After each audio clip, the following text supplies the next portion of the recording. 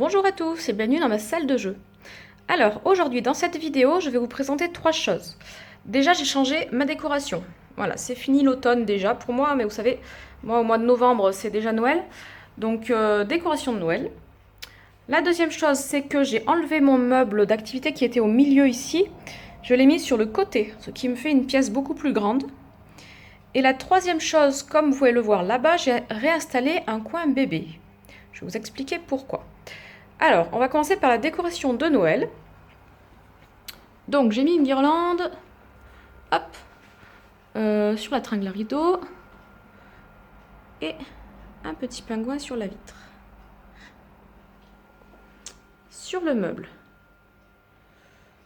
des petits cadeaux, des chaussons, hop, un petit lapin et un village. Ensuite, nous avons au plafond des boules de Noël, une décoration ici, dans le coin là-bas,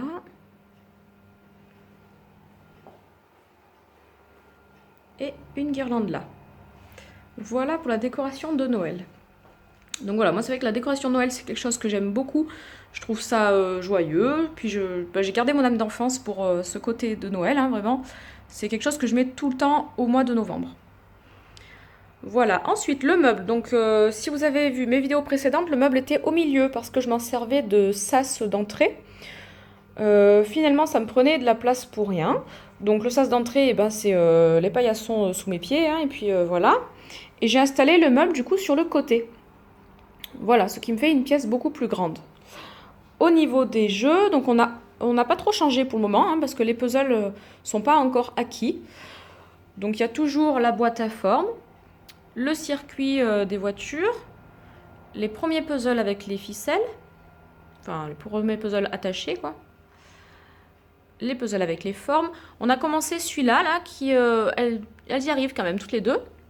Donc c'est une forme à la fois. Voilà. Et après les autres c'est plus encore de la découverte.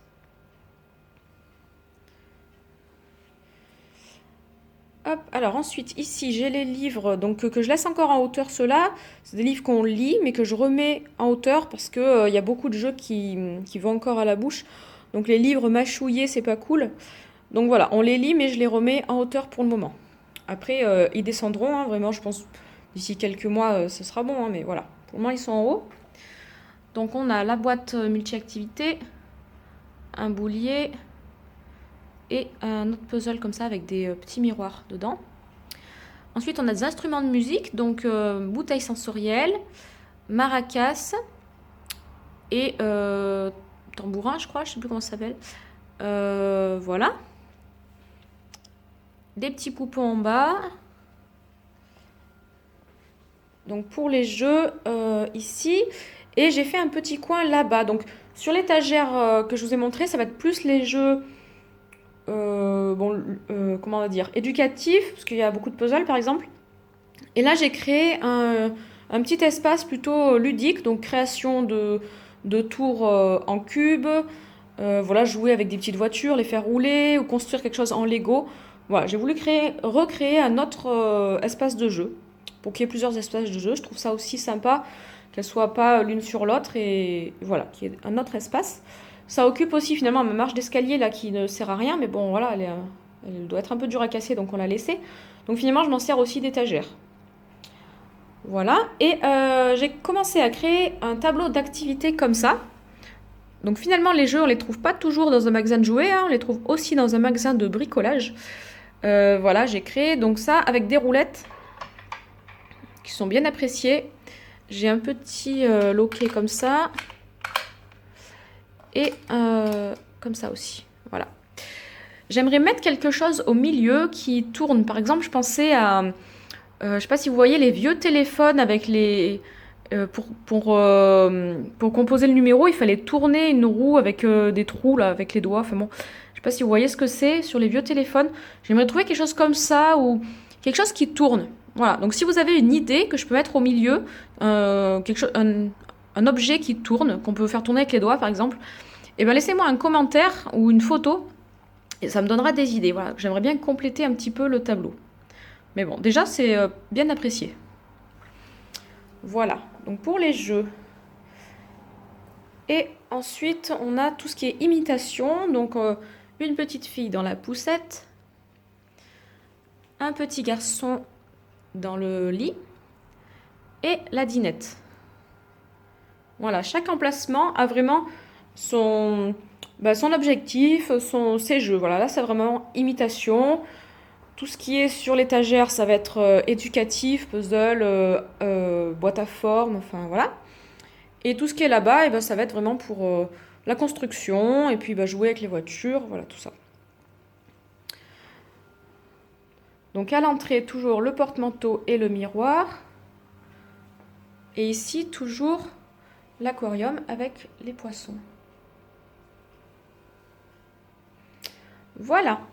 L'espace lecture, je l'ai décalé. Donc avant, il était sous l'escalier, là, à la place de la dinette. Je l'ai décalé là-bas. Pourquoi? Tout simplement pour créer vraiment un espace imitation déjà.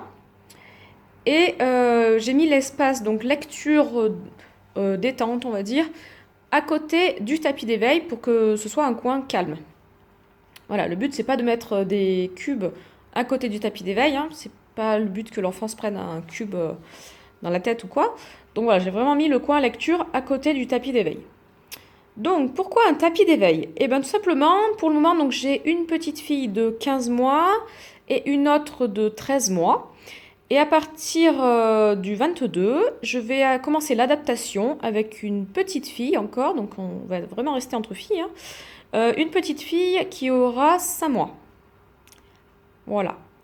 Je réfléchis, si 5 mois, oui, là elle avait 4 mois et demi, donc c'est ça. Donc voilà, j'ai dû recréer un espace bébé. Alors, j'ai mis le chemin, la rivière, là, le petit chemin parcours de motricité. Je l'ai mis là pour dire aux autres, attention, de l'autre côté, il y a un tapis d'éveil et surtout, il y a un bébé qu'il faut faire attention. Donc, je vais évidemment apprendre aux deux autres filles que voilà, l'enfant est plus petit qu'elle et qu'il faut qu'elle fasse attention. Mais j'ai voulu mettre ce petit chemin au milieu pour leur dire, voilà, attention, de l'autre côté, on est calme. Hein, on respecte on respecte le tapis d'éveil et puis voilà, l'enfant qui a dessus, quoi. Voilà, donc toujours les miroirs.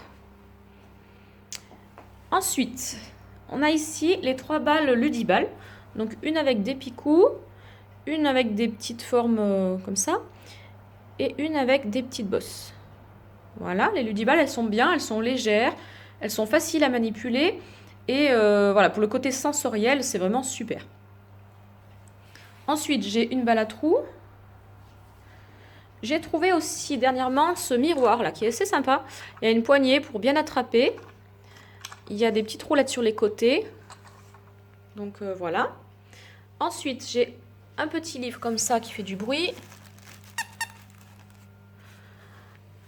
Un autre livre en tissu de Francesca Ferri, toujours. Hein, vous l'avez déjà vu, celui-là, j'ai toute une collection.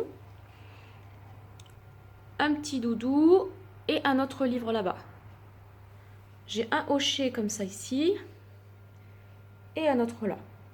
Voilà, pas trop d'activités. Je préfère renouveler, par exemple changer toutes les semaines, en enlever un et en mettre un autre. Voilà, en fonction de ce que préfère l'enfant. Pour le moment, je mets ça. J'ai d'autres jeux, mais voilà, je ne mets pas tout sur le tapis d'éveil. Déjà là, il y en a largement assez. Presque un peu trop, je dirais. D'ailleurs, je verrai en fonction de l'enfant. Ouais, je verrai en fonction de l'enfant. De toute façon, il faut toujours s'adapter à l'enfant.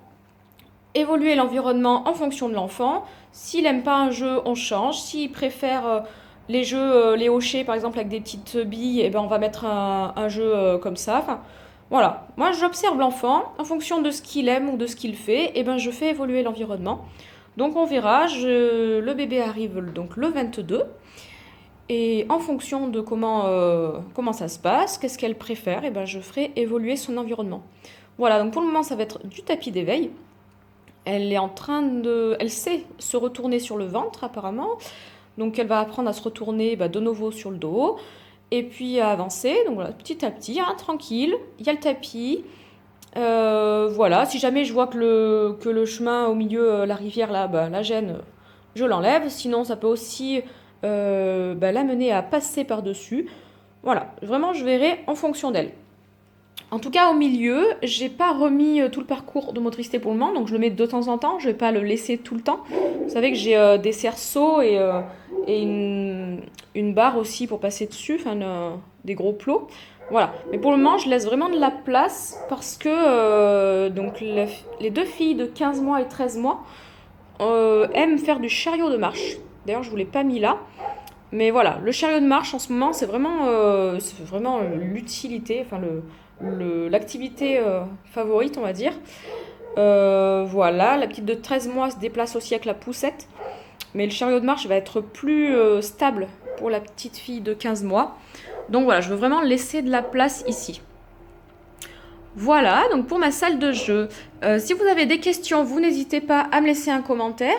Si vous êtes assistant maternel ou si vous créez une salle de jeu chez vous, eh ben laissez-moi aussi une photo ou une vidéo de votre espace de jeu. Parce que voir parce que chaque salle de jeu, hein, que ce soit chez des professionnels ou à la maison, chaque salle de jeu est différente, chaque aménagement est différent. Vous avez des jeux différents également, hein, c'est sûr. Donc voilà, n'hésitez pas à partager vos photos et vos vidéos pour qu'on puisse échanger, pour que chacun puisse donner des idées à l'autre.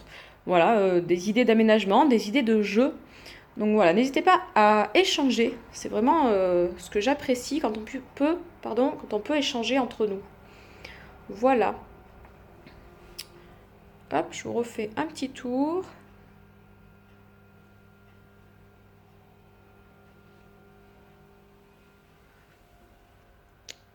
Et l'étagère là. Voilà.